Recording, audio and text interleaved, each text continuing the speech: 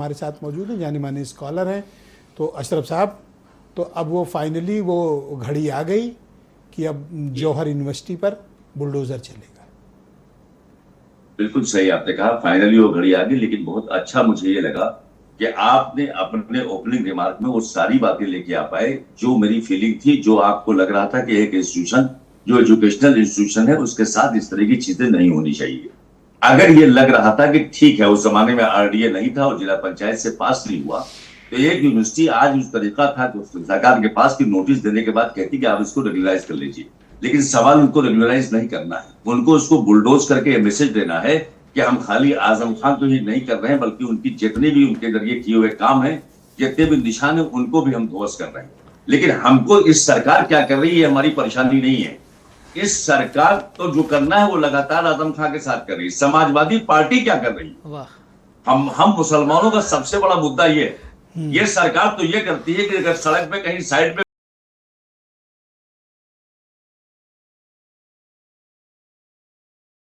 मजार है तो उस मजार को गिरा के बराबर कर देती है। और यही लखनऊ में आपके हनुमान सेतु पे यूनिवर्सिटी के सामने रास्ता डाइवर्ट कर दिया जाता है मंदिर में दर्शनार्थियों के लिए। तो इस सरकार का दोहरा चरित्र जो है वो एकदम साफ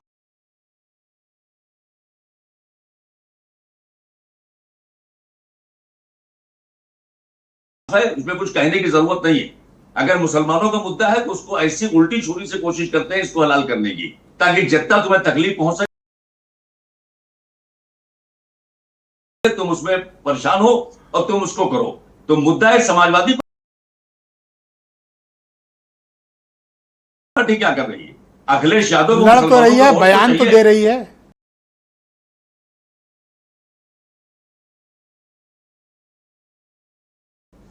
क्या बयान दे रही है? कोर्ट जाएंगे से कुछ काम होगा ना? फखरुल भाई ने कहा कोर्ट जाएंगे। तो बयान तो उनसे अच्छा मैं दे रहा हूं, तो मेरे लिए वोट करवा दीजिए सबको। बयान देने से कोई पार्टी को वोट मिलना चाहिए? आपको जमीन पे आना पड़ेगा। आजम खान की कितनी कितनी दुर्गति हो गई और खाली आप बयान दे रहे हैं। मुसलमानों के साथ कितनी ज्यादती हो गई, खाली आपका बयान आ रहा है। अरे आप सड़क पे आइए ना। आप मौजूदा अपोजिशन है, मेन पार्टी आप तो कर क्या रहे हैं? आपने तमाशा बना के रख दिया है। और यही हाल अगर रहा, मुसलमान तो मान चुका है कि हमारे साथ इस सरकार के अंदर जहां भी मुस्लिम कोई नाम है कुछ ना कुछ ज्यादती होती रहेगी और हमको उसके साथ चलना पड़ेगा। तो मजबूरन हम चल रहे हैं।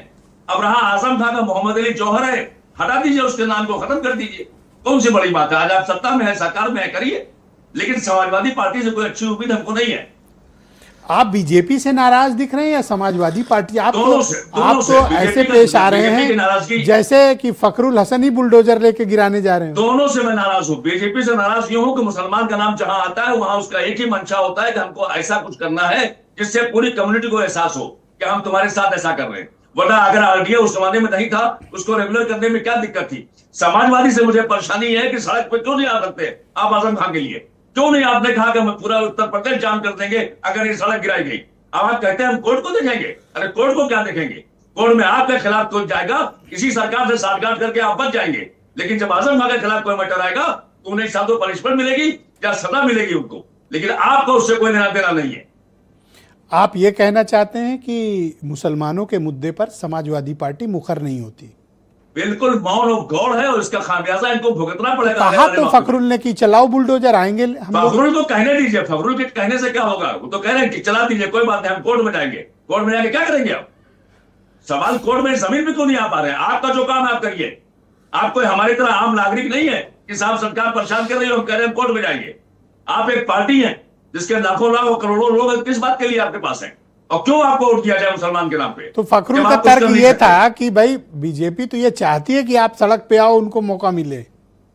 तो क्या फर्क पड़ता है? सड़क पे आइए ना, ताकि दूसरे जो हिंदू बच्चे पढ़ रहे हैं उनके माँ बाप को भी मालूम हो कि हाँ उस यूनिवर्सिटी के लिए आप कुछ कर रहे हैं। खाली मुसलमान तो वहां पढ़ नहीं रहा है। आप डर रहे हैं कि मुसलमान का नाम लेके कोई ऐसा ना हो जो थोड़ा बहुत हिंदू मिलना वो भी ना मिले, तो आपको वैसे भी नहीं मिल रहा है हिंदू वोट और मुसलमान के सहारे आप सत्ता में नहीं आ पाएंगे। फिर से दोहराओ ये बात।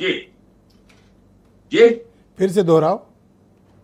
मैं ये दोहरा रहा हूं कि आपको हिंदू वोट समाजवादी पार्टी को वैसे भी नहीं मिल रहा है और मुसलमान के सहारे आप सत्ता में नहीं आएंगे और अगला चुनाव मुसलमान। आप इतने इरेलीवेंट हो गए हैं, इतने अप्रासंगिक हो गए हैं कि आपके सहारे। तो शुरू से आपके बात कई बार कह चुका हूं कि हमारे वोटों से सत्ता अब नहीं बदलेगी, वरना बंगाल में जो है भाजपा वापस नहीं आती। अब वही जीतेगा जो हिंदू वोट भी लेके जाएगा। और ये जो अभी तक का जो आप फार्मूला कैसी था, ये भी फार्मूला बातें कर फेल लो, होगा। पर आप मुसलमान समाजवादी पार्टी के पीछे लाइन आपको लगा पता कर लगेगा।